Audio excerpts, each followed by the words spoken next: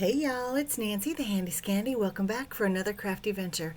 This is a card I shared over on the Whimsy channel, but I wanted to share it here as well.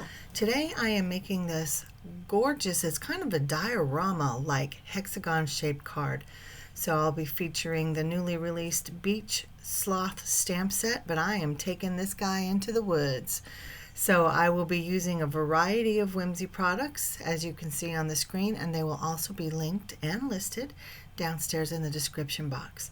So I'm just, Forest Majesty, the detail on these dies is just amazing. So here I've die cut them and I brought them up close so you can just see. I actually cut out two different panels and I've already colored the lighter ones. And I did want them to have kind of a birchy look. I think that's what these are supposed to be, is birch trees. But, you know, use your imagination. They can be whatever you want them to be. But in the coloring, I wanted some contrast. So I have the light ones, and I wanted to show you how I do the dark ones. You know, I use the term down and dirty a lot. You can definitely see that's what I'm doing. Just some down and dirty coloring. So, yeah, I just laid down the darkest layer, just almost scribbling. And all right, that was the mid layer, I'm sorry. And now I'm coming in with the darker layer. And I'm just making a little hash mark across all of the details on each tree, and then I go down the right hand side of each tree and branch as well, just for kind of a shadow. And then I came in with my lightest brown and just blended it all out. Now that would have been a whole lot more difficult if I had not left them in the cardstock that I cut them out of. So for me, that's a tip. I don't know how you guys feel about coloring your die cuts, but if I don't have the cardstock that I cut it out of, it's a lot more complicated. So I have to tell you guys, I am loving these hex dies. I mean, I know there's a lot of things that I love, and things kind of fight for first place with me all the time, but these are amazing, and I'm sorry it took me so long to get them. So to make my card base, because like I said, this is going to be a shaped card, and I want it to be a hinged card. So I cut two panels from the largest scallop die, and then of course you can see that I put a little score at the top at about 1/4 of an inch. And then you want to make sure that you use a really strong adhesive, because this is going to be your hinge that holds the cards or the two panels of your base together. So once I put it down, I just went back and I made sure that I burnished the tape on this one panel. And then when I pull the release tape, I line them up and then I stick them together. Now you want to be sure that you have them lined up correctly, but because with a strong adhesive, once they're lined up and stuck together, they're stuck together. So I burnished it again, and then I open it up to make sure the hinge works properly, and then you go in and you fold it, and then you want to burnish that hinge as well. So just make sure that all those bits and pieces are in place, because that's key to making your card base work. So now I'm working on the card panel, and I have used the second largest die in the hex dies to make my card panel. And you can see that I'm coming in with my oxides to blend that beautiful sunset sky. I started with some scattered straw, and then I came in with saltwater taffy. Now I'm using seedless preserves, and I'm just blending, laying down the ink and then blending between the layers. And this time it's still down and dirty, because I've seen people do much neater and much more in-depth blending than I do. But it's definitely more neat than some of my other projects. And it's because this background is going to be kind of a focal point. So you can see this brush. So I'm using prize ribbon, and this brush is just not working for me. So finally I realized it was the brush and it was not operator error, and I pulled out a new brush, and so much better. I don't throw many things away. I threw that brush away. But more importantly than that, did you guys know that, of course, your supplies matter, right?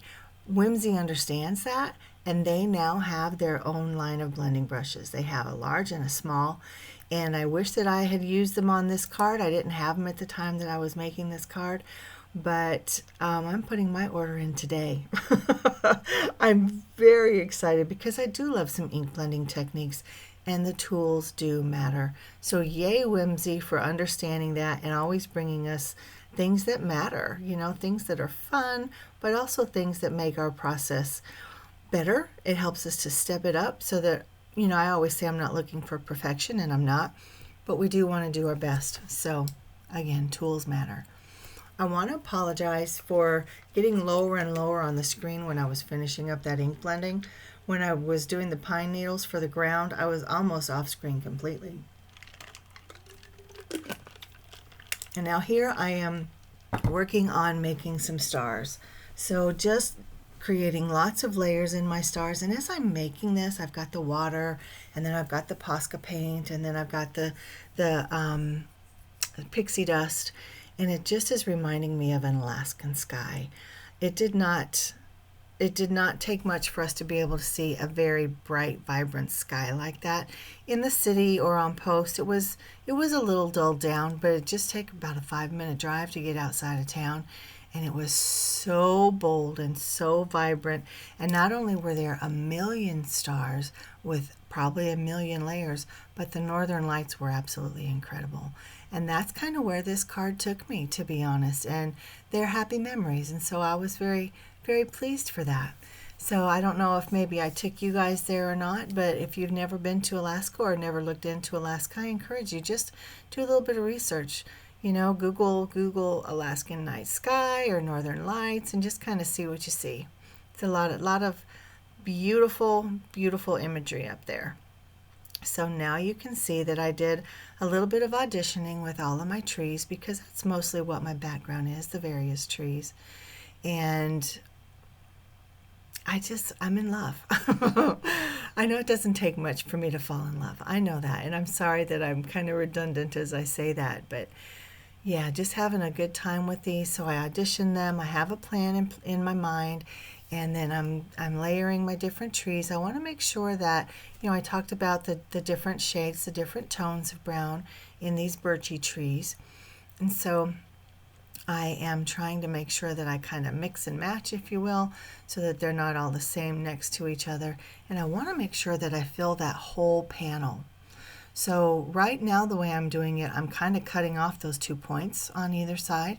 But I come back and I fix that. I get a clue here in a minute and I fix it. But I also wish that I would have kind of staggered the height of these trees, because they all cut off very bluntly at the top.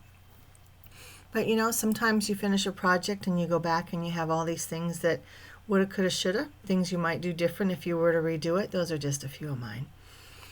So in terms of the layers, like I said in the beginning, this is almost like a diorama. So the back layer, of course, is the night sky, and then I have the trees that are glued right down, and then I have some other trees that are maybe up on 1 layer of foam tape, some are up on 2 layers of foam tape, and then I have some others that I go back in and I kind of adhere either to the panel or to another layer of tree. So it's not really lifted up on anything else except the other tree itself.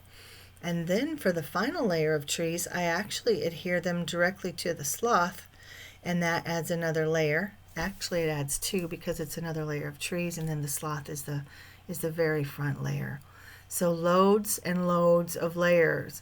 And for me, that took a lot of planning. Some of it came together just by the process, but yeah, it's kind of hard for me sometimes.